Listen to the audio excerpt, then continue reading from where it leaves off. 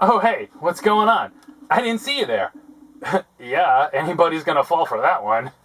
What's going on, y'all? It's LJ, and it's time for a rock and metal update!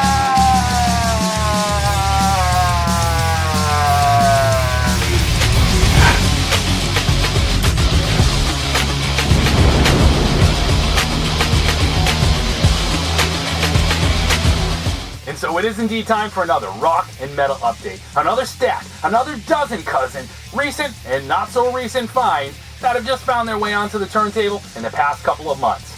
Let's check them out. From 1986, we have Sodom's thrash masterpiece, Persecution Mania. You know, following the blackened excellence of 1986's Obsessed by Cruelty, Persecution Mania is the second full-length and first true two-tonic thrash release from Sodom. Man, tracks like Nuclear Winter are not only thrash classics, but they prove that not an ounce of aggression was lost from that debut.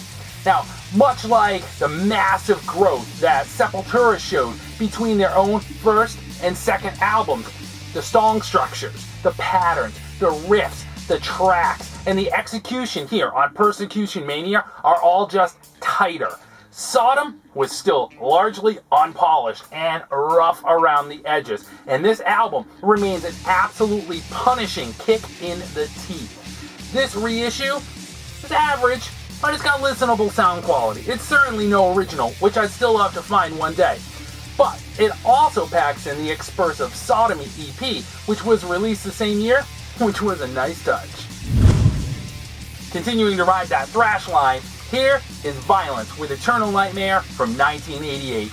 Man, Vio-Lence is just classic late 80s Bay Area thrash. And Eternal Nightmare is their neck-snapping, whiplash-inducing debut.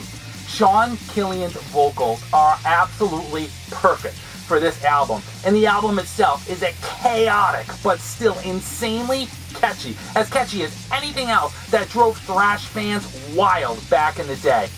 Long familiar with this album, although I did not own it on vinyl. This reissue includes the killer cassette-only Mechanic demo from 1986, which I had never heard. Now, from cover art to solos, lyrics written simply to yelp rather than to debate any political topics, the classic thin thrash drum sound to the gang vocals, this is just everything that's legendary when it comes to 80s thrash. Nuclear Assault, Death Angel, Exodus, Testament, Forbidden, Sacred Reich. Ate it all up then, still chowing down on it now. It is simply impossible to get fat on this stuff. Love it. From just a year earlier in 1987, here is Razor's Custom Killing.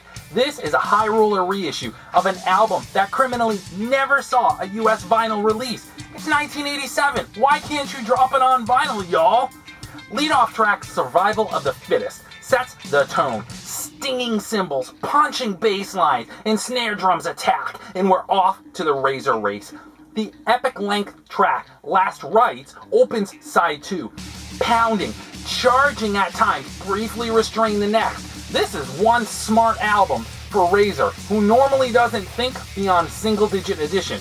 And quite frankly, they don't need to, but damn does it work. From there, it's straight back to the Razor Nuclear Assault late 80s thrash humor for the intro to track Snake Eyes, which is hilarious, and it's also one of the album's best tracks. You know, Razor, they never really made a bad album. They're just all pretty different. And Custom Killing is easily my favorite. It flows like molten lava from track to track, and it's hands down their most accessible album. Shifting gears a little bit to the new wave of British heavy metal, here is Traitors Gate, Devil Takes the High Road. This was originally released as a 3-track EP in 1985, and at a time where the genre itself had all but faded away, with many bands from that time either updating their sound to match current trends or disappearing along with it. This was Traitors Gate's only official release, and for decades a highly sought after new wave of British heavy metal gem. The title track, a pounding, galloping classic, Hugh Jones's vocals in that pitch-perfect new wave of British heavy metal style. Andy Turner's leads, absolutely mesmerizing. They just grab you and pull you in.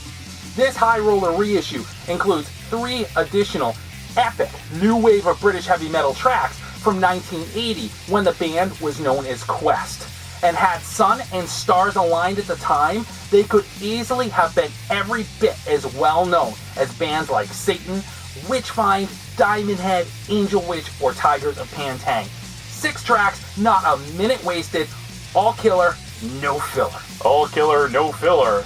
Man, that is the most cliched, goofy line in the book. Who writes this crap? What? I do?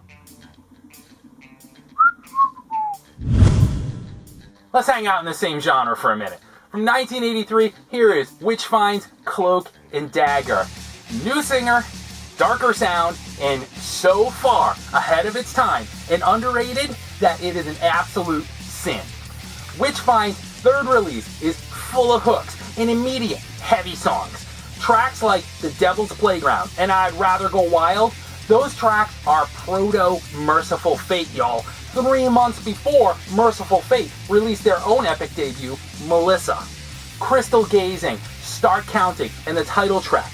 Pure new wave of British heavy metal, much like their first 2 albums.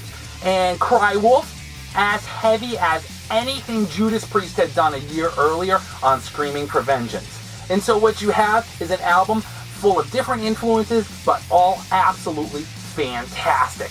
The cover art, come on!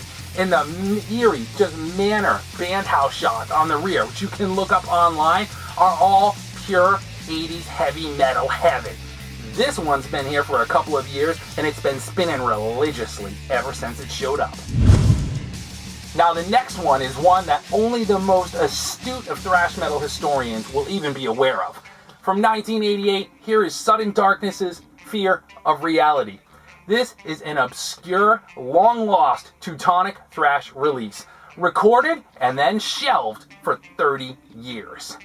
Liner notes from drummer Andreas reveal that together with a local fan, they used a mint test pressing to transfer the album, and it was finally released nearly 30 years later in 2014 on CD, and then on vinyl 2 years later. Limited to 500 copies, this was an instant pickup. An absolutely pounding album full of fantastic tracks. Sound quality and pressing are phenomenal, with tons of chest-attacking bottom end and super clear highs. Easily on par with fellow Germans Creator and Destruction's releases at that point in time. And had this been released in 1988 as it should have been, they would absolutely been just as well known. In Andreas' own words, the lost album finally is not lost anymore. From 2016, here is the debut album from Seven Sisters. I don't know if I would have named my band that, but it works. This is a new wave of traditional heavy metal band that wears their influences and their battle jackets proudly. Wickedly catchy, killer leads, and solid drumming, and packing tons of new wave of British heavy metal flair. Vocals, not quite perfect, but serviceable.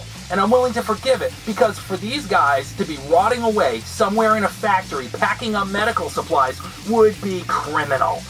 The vocals still manage to soar where needed, and the fretboard acrobatics, equal doses of Sweden's hallmark new wave of traditional heavy metal sound, and the unpolished, roughed-in edges of Iron Maiden's debut are what this album is made of. I can't wait to see where they go from here. Y'all check them out. This is Acid. Acid, hooked on metal. Acid is Belgium's female-fronted metal maniac. This is a compilation that was released in early 2016 by metal archaeologists buried beyond time and dust. And when they speak, you listen. What this serves up is a cassette transfer of Acid's 1982 demo, their very first 7-inch, and 1984's Black Car EP, which followed their second studio album. Acid, they got labeled speed metal right out of the gate, and for the time, rightfully so. Now, while that term would be redefined within 12 months by bands like Slayer and Metallica, Acid remained easily capable of equal levels of distortion and destruction, with chugging riffs, simple lyrics, and pounding rhythms, ham-fisted and beer-soaked. Acid is European blue-collar underground metal, and much of the 1982 demo included here would be re-recorded in the studio a year later for the official 1983 debut. With most of the material already familiar from the demo, the band knew the tracks back to front, and this was recorded and self-produced in 3 days. Simple, straightforward, rough around the edges, and there within lies its Motorhead-esque vibe and charm. Packed with catchy tracks like the Runaways meets Girl School vibe of tracks like Hooked on Metal and Ghost Rider, the chugga chugga chugga chugga chugga of Hell on Wheels and Demon, and a couple that veer away from traditional song structure but still manage to work, like 5 Days in Hell and Heaven's Devils. Insanely difficult to track down nice originals. This reissue sounds fantastic, and it packs in some great liner notes, interview material, and photos. From 1984, here is OMEN's Battle Cry. Just look at the cover, because that's what it sounds like. A US power metal landmark. Only ever had this one on cassette, and Metal Blade has shown metalheads mercy by reissuing the first 3 Omen LPs, the other 2 to come in future updates. Galloping, ascending, climbing, charging, pounding, ready for battle! J.D. Kimball's vocals, target locked in the mid-range, saving those heavy metal war cries for just the right time. A fantastic back-to-back spin with Armored Saint's debut from the same year, Manila Road, or even early Manowar. Permeated throughout with huge new wave of British heavy metal type bass lines that reverberate all over the walls, pounding drums aimed right at your chest, Kenny Powell's wild solos, memorable tracks, epic choruses, and altogether heavy as a Chevy. From 1999, here is Motorhead's Everything Louder Than Everyone Else.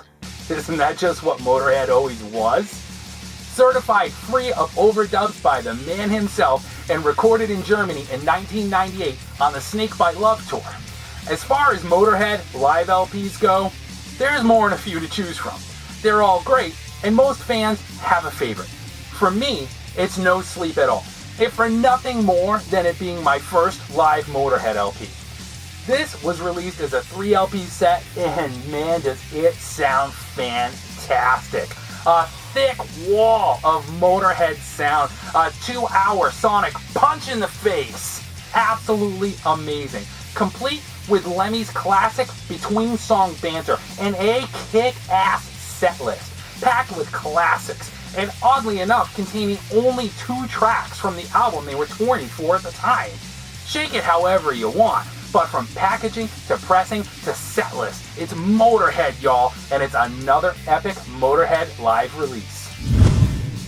I will wrap it up with a couple of simple to find, highly familiar but equally killer albums from 1979 and 1982. Here's the Scorpions with Lovedrive and Blackout. Like many classics, I admittedly have a huge weakness for both of these albums. Along with 1980's fantastic Animal Magnetism, these represent the end and rebirth of an era where the Scorpions alongside Judas Priest would transition from a heavy 70s sound and blaze a trail that would help shape the metal landscape as it would become known in the 80s. Both decades-old favorites. I have been playing these since I was a kid in the 80s. I've lost track of how many copies of these I own. That said, I'll continue to pick them up repeatedly when near-mint copies turn up for a reasonable price. I grab these because they meet that criteria and because they're master disc pressing, with gorgeous, classic Mercury Skyline labels. Both have mixes that are dynamic and dramatic in a non-teenage girlfriend kind of way. There's nothing that can be said that hasn't been already about both of these records. If you've not heard them, you're behind. And if you don't own them, well, you know what to do with your allowance this week. And that's it, y'all. That's another rock and metal vinyl update. More metal than rock. I should really think about changing the names of these things.